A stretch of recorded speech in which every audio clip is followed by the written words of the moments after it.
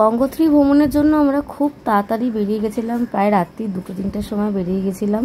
তাই সকাল সকাল একদম গঙ্গোত্রী ধামে আমাদের দর্শন হয়েছে খুব ভালো করে, কারণ এখানে প্রত্যেকটা ধামে এবং প্রত্যেকটা সাইড সিনে প্রচুর লাইন পড়ে।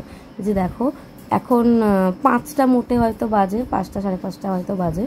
কি সুন্দর গঙ্গোত্রী ধামটা, এত সিস্টেমেটিক বলতেই হবে।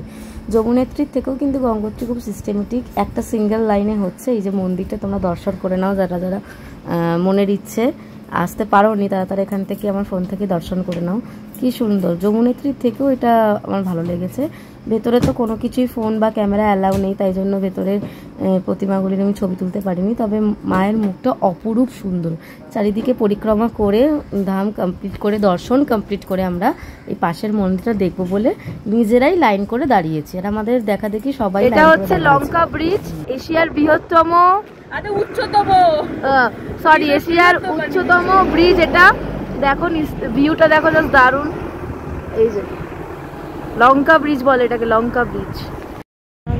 এটা হচ্ছে সেই জায়গাটা যেখানে একটা সিনেমা হয়েছিল, রাম তেরি গঙ্গামাই, খুব ফেমাস আর কি সিনেমা। তো এইখানে সেটা শুটিং হয়েছিল, আমরা এখানে এসেছি এখন।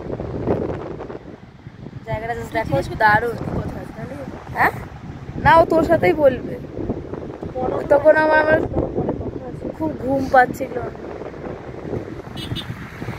আমাকে একটা সিঁদুর পরিয়ে দিয়েছে।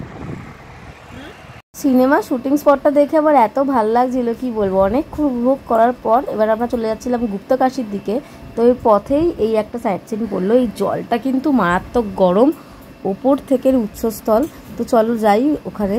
এই যে এইটা আরেকটা মন্দির আর কি, এইখানের জলটা কিন্তু খুব খুব খুব গরম, নিজের থেকে কিন্তু গরম। খুব সুন্দর মন্দিরের চারপাশটা, বুঝতে পারছো ধোয়া উঠছে, তাহলে কতটা গরম জল।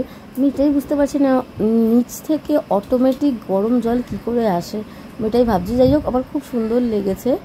আর এটা গঙ্গোত্রীরই একটা দৃশ্য তোমাদের দেখাচ্ছি। জাস্ট স্রোতটা দেখো কত বেশি, কতটা টান।